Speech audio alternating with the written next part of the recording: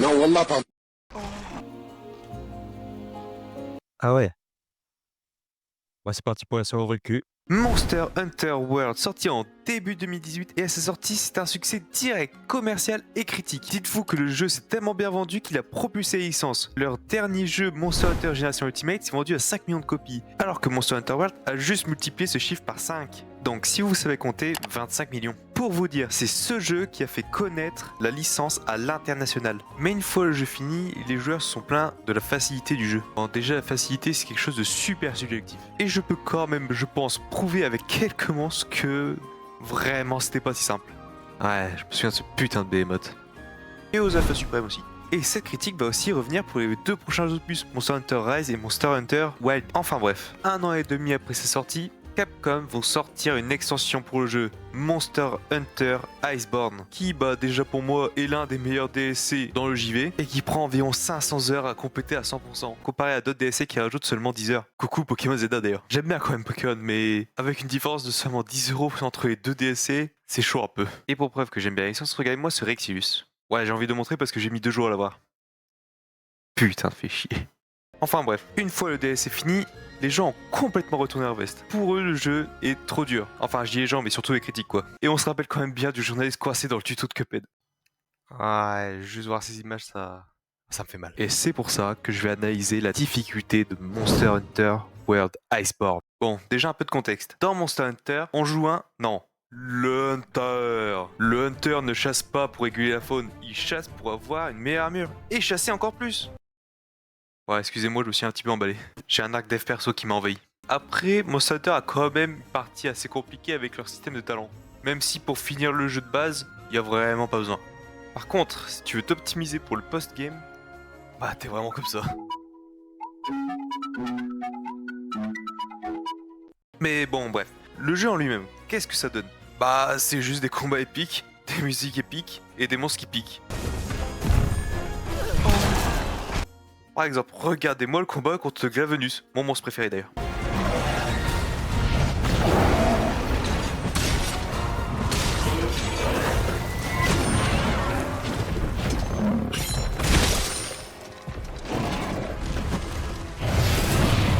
Attention, orgasme auditif en approche.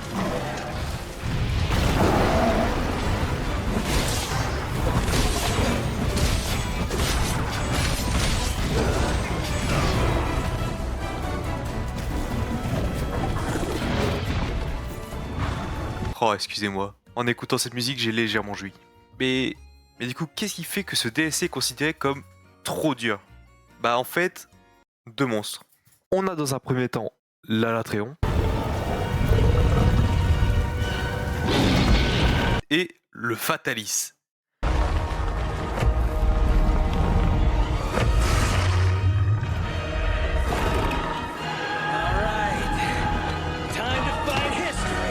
Mais le plus critiqué, c'est l'Alatréon. À cause de sa mécanique, il m'a fait ça.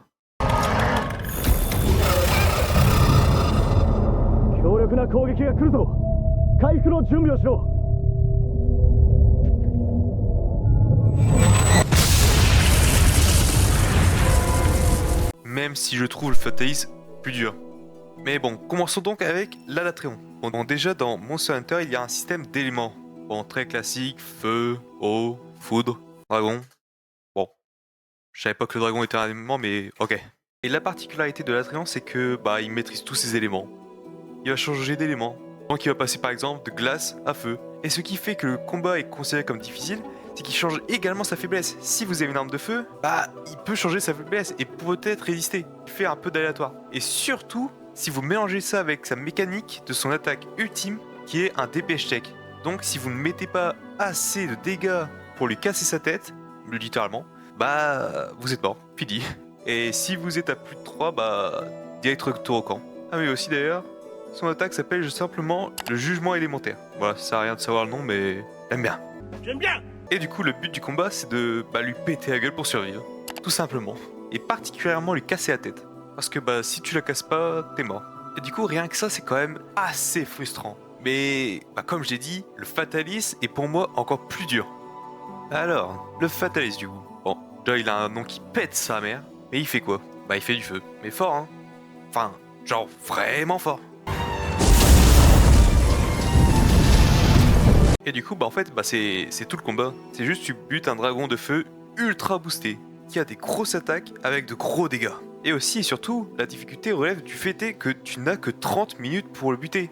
Pour ceux qui savent pas, dans Monster Hunter, en général, les quêtes durent 50 minutes.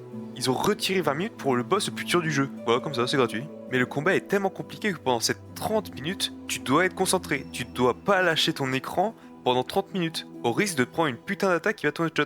Et si jamais après 20 minutes, t'es encore en vie et que t'as fait un bon DPS, enfin je dis 20 minutes, mais bon, si t'es pas un speedrunner, t'es terminé, il va faire une deuxième attaque ultime où tu vas te cacher derrière un abri en actionnant un levier. Puis quand tu sors de l'abri, enfin quand l'abri s'est fait complètement péter, un autre levier apparaît avec un Dragonator. Pour ceux qui savent pas, un Dragonator c'est littéralement une arme anti-dragon, c'est l'arme ultime. Et du coup quand tu l'actionnes et que tu rates pas, bah ça...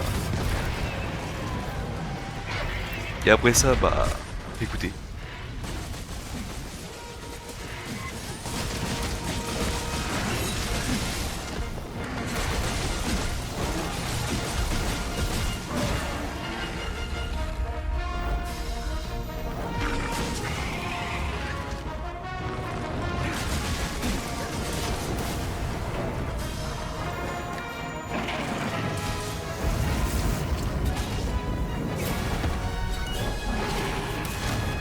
Mais du coup, avec ce que je viens de dire, bah... est-ce qu'ils ont raison?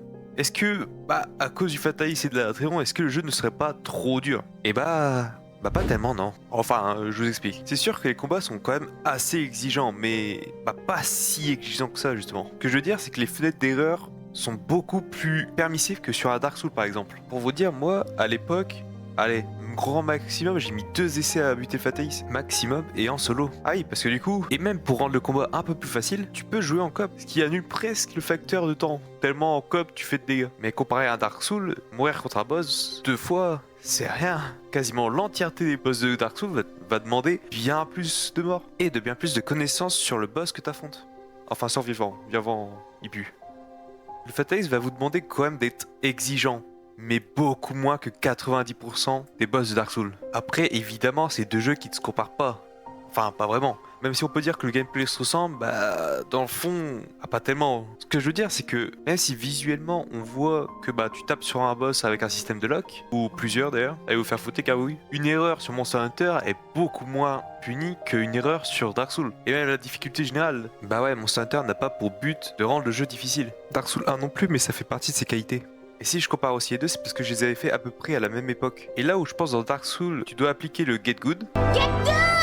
Bah, sur le Fatalis et la Latréon, c'est plus de la préparation. Et même si ça a un grand rôle à jouer dans le combat, tu vas pas réussir uniquement avec qui veut dire deviens bon quoi. Oui, je suis bilingue. Mais un talent qui minimise contre les effets secondaires des éléments. Et pour le Fatalis, bah, c'est un peu le boss ultime du jeu. Du coup, bah, il te demande de t'optimiser un maximum pour pouvoir abattre. Et si t'as une bonne strat et un équipement bien optimisé, bah, y a pas vraiment de raison que tu n'y arrives pas. Et ensuite, ce qui va faire la difficulté du combat, bah, c'est de juste survivre et d'avoir un bon DPS. Voilà.